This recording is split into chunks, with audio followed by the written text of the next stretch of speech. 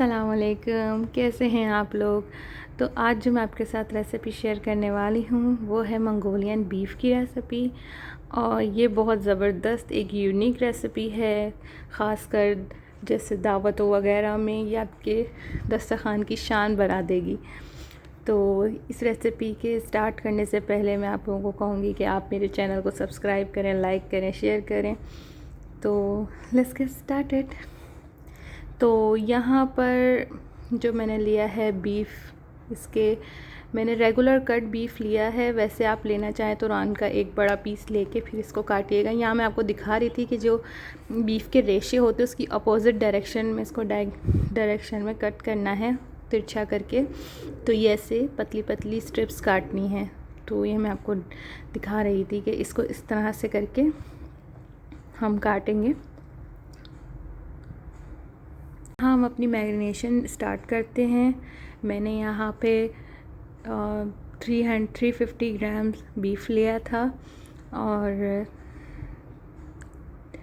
1 چمچ میں نے جو ہے وہ سویا سوس لیا تھا بڑا والا، اور 1 بڑا چمچ میں نے ونیگر لیا تھا، 1 بڑا چمچ میں نے ہاٹ سوس لیا تھا، 1 آدھا چمچ میں نے بلیک پیپر لیا تھا، اور 1 آدھا چمچ میں نے کارن فلور لیا تھا، اور 1/4 جو 1/4 چمچہ ہوتا ہے چائے کا، وہ میں نے بیکنگ سوڈا لیا تھا، جسے میٹھا سوڈا بھی کہتے ہیں۔ یہاں میں اس کو مکس کروں گی اچھی طریقے سے، اور اس کو 3 گھنٹے کے لیے میرینیٹ کرنے رکھ دیں گے۔ یہ لیجیے مکس ہو گیا ہے۔ یہاں ہم بنائیں گے منگولین سوس، جو میں فرائی کرتے ہوئے اس میں ایڈ کروں گی۔ تو یہاں میں نے لیا ہے 3 table spoon soya sauce, 1 table spoon vinegar, اور چکن کیوب کو میں نے کرشڈ کر دیا تھا، اور 2 بڑے چمچ جو ہیں وہ میں نے براؤن شوگر کے لیے تھے، اور اس کو اچھی طریقے سے مکس کر دیتے ہیں کرنا ہے، تاکہ جو براؤن شوگر ہے وہ اچھی طریقے سے ڈیزولو ہو جائے اس مکسچر میں۔ تو یہاں میں نے اپنے سارا سامان میں نے لے لیا ہے فرائی کرنے کے لیے، اور ہم فرائی کریں گے اب اس کو۔ اب چولہا میں نے آن کر دیا ہے اسٹوو پہ، اور میں نے اپنی کڑھائی جو ہے لگا دی ہے۔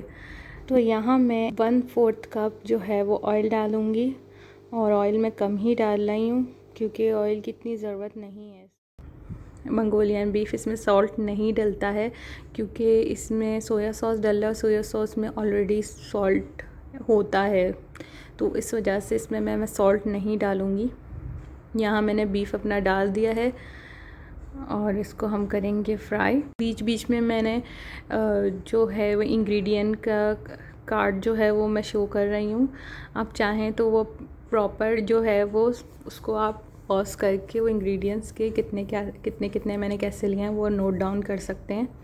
یہاں میں بیف کو فرائی کر رہی ہوں، جب تک اس کو فرائی کرتے رہنا ہے، جب تک بیف کا اپنا کلر نہیں چینج ہو جاتا، جب تک۔ اور یہ بہت جلدی کوک ہو جاتا ہے، کیونکہ بہت باریک باریک ہم نے پتلی پتلی اسٹرپس کاٹی تھیں بیف کی، تو وہ بہت جلدی ہو جائے گا، تو اتنا پتہ نہیں چلتا ٹائم کا۔ چاہیں تو آپ تھوڑی دیر کے لیے اس اسٹیج پہ ہلکا سا دم بھی لگا سکتے ہیں، لیکن میرا بیف جو تھا وہ کافی حد تک گل چکا تھا، تو اسی لیے میں نے اس کو فرائی کر کے اس کو نکال لیا تھا۔ 50% ہمیں فرائی کرنا ہے، اور 50% فرائی کر کے ہمیں نکال لینا ہے۔ اس کے بعد پھر ہم مسالہ بنائیں گے، اور یہاں میں نے جو 1/4 کپ آئل لیا تھا تو وہ بچ گیا تھا، تو پھر میں نے اور آئل ایڈ نہیں کیا تھا۔ یہاں ہری پیاز کے اوپر کا جو حصہ ہوتا ہے وہ میں نے سفید والا وہ میں نے یوز کیا ہے پیاز کے اس میں، کیونکہ وہ بچ جاتا ہے، بیکار ہو جاتا ہے، تو اس وجہ سے وہی میں نے پیاز اس میں ایڈ کری تھی اسی میں۔ یہاں میں نے 1 ٹیبل اسپون جو ہے وہ جنجر گارلک پیسٹ ایڈ کیا ہے، اور ساتھ ساتھ اس کو فرائی کریں گے۔ جب پیاز جو ہے ہماری نرم ہو جائے گی اور جو ہے وہ مسالہ جو ہے فرائی ہو جائے گا، تو پھر ہم یہ ڈالیں گے کٹی ہوئی مرچیں۔ اس کو میں نے کوٹ لیا تھا، یہ لال ثابت مرچیں ہیں، اس کو میں نے کوٹ لیا تھا، اور یہاں پہ جب یہ اچھی طریقے سے فرائی ہو گیا ہے تو پھر میں اس میں ڈالوں گی اپنا منگولین سوس جو میں نے پہلے بنایا تھا، اور اس کو اب پھر ہم اسٹیر فرائی کریں گے۔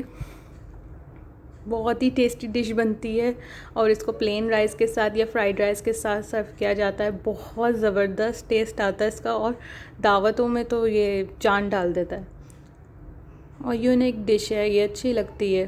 یہاں میں نے کارن فلور جو ہے وہ تھوڑا سا پانی میں مکس کر کے اس میں ڈال دیا تھا، اور یہ جو ہے وہ اچھا سا بیٹر بن چکا تھا.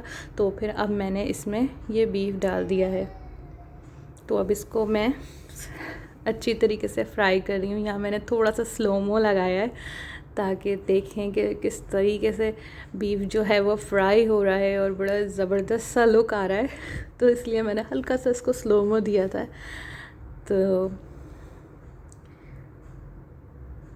بہت زیادہ ٹیسٹی بنا تھا. اور یہاں پہ میں نے ہری پیاز جو ہے وہ اس کے جو نیچے کا پارٹ ہوتا ہے گرین، وہ کاٹ کے رکھا تھا. تو یہاں میں نے لاسٹ میں وہ ڈالنا ہے. اس کو تھوڑا کچا پکا ہی رکھنا ہے ہری پیاز کو، وہی خوشبو اور وہی کرنچ پھر جاتا ہے. اور یہ لیجیے ہماری ڈش ہو گئی ہے ریڈی. کیسی بنی اپنا فیڈ بیک ضرور دیجیے گا، اور تھینک یو فار واچنگ. اللہ حافظ.